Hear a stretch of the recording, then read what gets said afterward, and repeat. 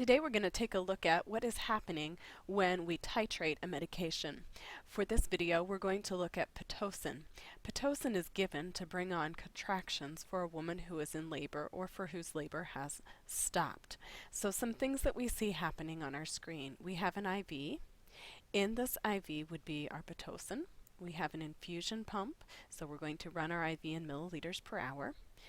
Barely you can see these little dotted lines going across the woman's abdomen, and these are monitoring the baby's heart rate and the contractions.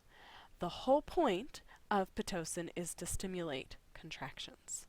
So let's look at the details on several parts. First we'll look at our IV. So in our IV bag we have Pitocin.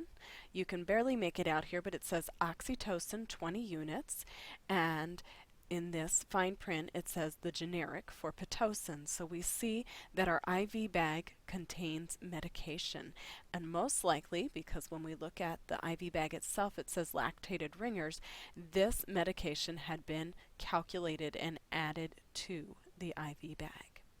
So next let's look at our infusion pump. In our infusion pump we set the rate, and we see the rate here is 10 milliliters per hour. So after we start the IV of Pitocin, we want to monitor the effect.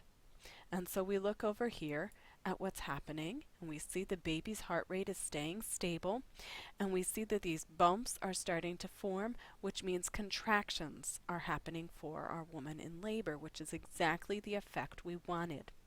However, the contractions are fairly far apart, so we want to increase or titrate the medication to increase the contractions.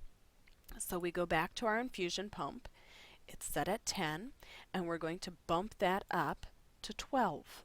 So we have just titrated the medication. After each titration, we need to check the effect.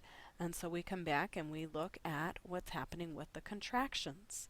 So we see the baby's heart rate staying fairly stable, a little bit of a dip here with some of these contractions, but fairly stable. And we see the contractions are now a whole lot closer together. These peaks are coming more often. So that's the effect we want. So we're going to titrate again. We go back to our IV pump, which is set at 12, and we bump it up to 14. And then we're going to look, what effect is this having on our woman?